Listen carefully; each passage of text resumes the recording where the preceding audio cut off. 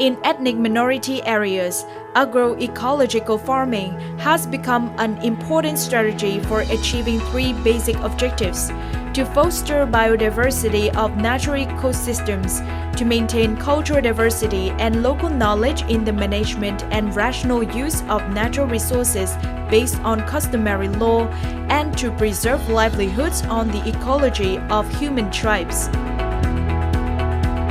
Maintaining ecological farming practices, ensuring livelihood security, and protecting environment of sloppy land in the watershed areas through connecting and training young farmers is an important strategy for 16 million people of ethnic minorities in Vietnam in particular and other countries in the Mekong River Basin in general.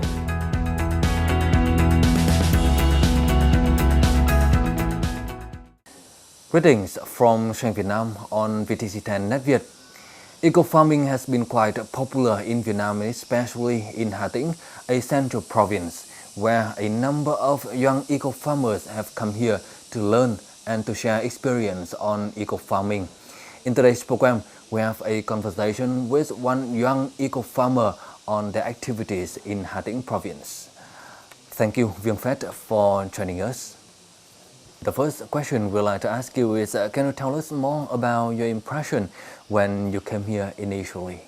Actually, I have been seen here for 3 years before that, since 2010 until 2013. So when I arrived here, so very interested, because here many things for me very new, and it's forward and different project here in here. The local people have the very special customary law of protecting the jungle, the forest. So what do you think about that? For me, it's a thing about the customary law in here. So it's quite the same in Laos. In Laos, there are some protect the forest by customary law with ethnic groups. We have so many ethnic groups in Laos also, so they use the customary law for protect. Like they are believe, they are believed in the forest, the tree, the big tree, like that. Example, they will have some worship in the praying for the forest. They think the forest, the tree will have some spirit there, and then they are some believe by themselves. They think that the tree have spirit. For me, things like that. Do you think that is also the principle of the eco-farming model here? Yeah, for me it's true. Because the other principle is when they design of the eco-farming, they will use them by 3 steps. The first, they believe in the forest, the top. The middle, there's design by we call it herbal medicine area. So the last is they will design of the farm. So it's they have the farm and the herbal and spirit. So this is the principle of the eco farming.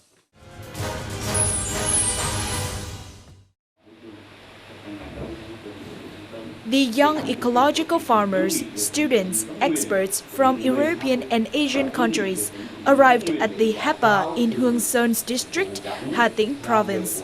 They practice planning and designing cultivation methods based on typical features of natural ecosystems and apply the experience and knowledge of locality, and together drew the lessons on development of indigenous trees and build the documents which are understandable and easy to apply in their own garden. Tôi tới đây thì tôi mới biết được là môi trường quan trọng như thế nào đối với con người. Rừng xanh muốn bảo vệ thì không chỉ là một mình mới không thể làm được, phải cộng đồng mọi người. Nên đến đây tôi cũng rất mong về thôn bản của mình để truyền đạt được chỉ dù là một chút kiến thức về bảo vệ môi trường, bảo vệ không gian và nguồn sinh thái xung quanh của môi trường mình sống. Những cái gì tôi mà được học từ hôm qua với hôm nay á, là tôi sẽ về địa phương, là tôi sẽ tuyên truyền vận động bà con làm sao cho nó có được gọi là cái quê hương mình mà gọi là Tây Nguyên, mà có được một cái vùng gọi là rừng xanh với lại nước sạch nữa, rồi để có được cái nguồn nước để mình dùng sinh hoạt. In addition to the workshops at the conference hall, all members also attended the field trips to learn about ecological farming models in Hà Tĩnh and Quảng Bình province. This is one of 4 farms in about 450 hectares wide land of Hepa. The farm was built at the foot of the forest to maximize the possible nutrition and surface flow.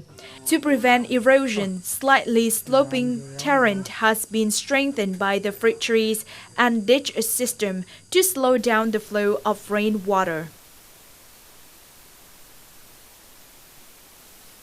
Hiện nay thì mô hình thượng nguyện đang được phát triển theo hướng đó là chăn nuôi cá sinh thái và làm duy trì chăm sóc rau tự nhiên cũng như các loài cây ăn quả đã có sẵn trên mô hình trong hệ thống canh tác và bậc thang. Nếu bạn nhìn vào trong cái lát cắt đấy thì bạn có thể thấy được cái sự tương tác từ những hợp phần cao nhất, tức là cái hệ sinh thái rừng, xuống các hợp phần canh tác nơi khu ở, đến hợp phần canh tác cây hàng năm cho đến hợp phần các cây lưu niên, cây hàng năm và cây lưu niên.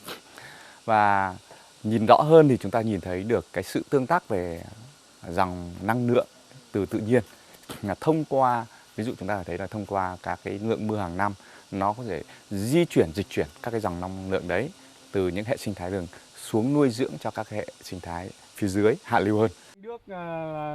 Là người trực tiếp tham gia và làm. Learning by practice. Practice is association with real situation, which has become an effective teaching and learning method for all members of the group. The meeting in Hepa has become a real opportunity for young people to exchange experiences and provide appropriate orientation for each country. Although there are differences between them in terms of culture, geographical location, or the language barrier, all of them were seemingly blurred by ultimate passion for sustainable ecological agriculture.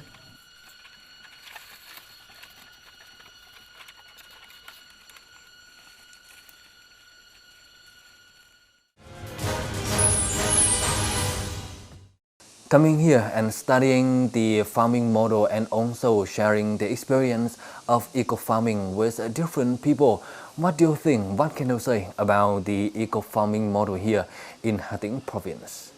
It's they learn, they observe from the forest, what the forest have there, so then apply. They try to learn and then they bring it to apply on the farm.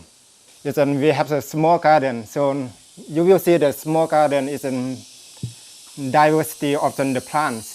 So it's in the same in the forest, in the spirit area also. So they have many species, many diversity in there, and in the garden also. So they apply the natural plant and. We plant also, and then the natural also, the species is different. Then they grow by themselves. Some we have to plant more for some diversity. And that is the garden. If we see it outside, you see, it will be like it's grass. But the grass can be an herbal. It's the natural being. This time coming here, many other young eco-farmers also joined to share their experience and to learn from each other on the topic of eco-farming. So what have you shared and what have you learned so far? Yeah, like yesterday we talked about a lot of the customary law of the protect forest. So this time, I think it's good to hear about that, and then to apply also in Laos, because now for I know in Laos we have only one area. We use the big area, big forest. They use they call it Humong, village. They protect by themselves, by customary law of the Humong.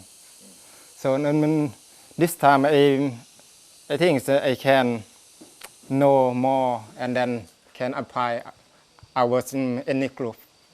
I think so. We talk about to develop not only farm. Yeah? We can the farm can go with the forest, can go with the economic. You know, within 3 steps we can go together. So before that, we just thinking we work on the farm, just plant the vegetable. So it's not success. So for my ideas and thing, it's good will be we go together step by step, and not only in the garden. So we can go with the garden design and forest protect, and we apply it from the forest to the garden. So what benefits do you think the workshops and the field trips like this one bring to you and many other young eco-farmers so far? For the benefit for me, is many times I have enjoyed with many workshops, like in Myanmar, Thailand, and also in Vietnam. Like last time in Hanoi, for me it's it's bring me to know more and get more and lesson learned, and we have to share each other. I have to share what happened in Laos this time and to Vietnam, and Vietnam also have to say to me what happened this time in Vietnam, also in Thailand, also in Myanmar. Right? It's the benefit between we have to share. It's good to know. From Kontum farmer, like they talk a lot about the forest. They try to protect the forest, and they want to plant more than the local species of forest. So it's good. They will continue to protect the forest. Once again, thank you Viong Phat for joining us, and hopefully in the future you and many other young eco-farmers can meet each other and to share more and more interesting and meaningful experience with each other. Yes, thank you too. And that's all we have for today's program. For comment and feedback, don't hesitate to write to us at shangvietnam@netvietTV.net. Thank you for watching and goodbye for now.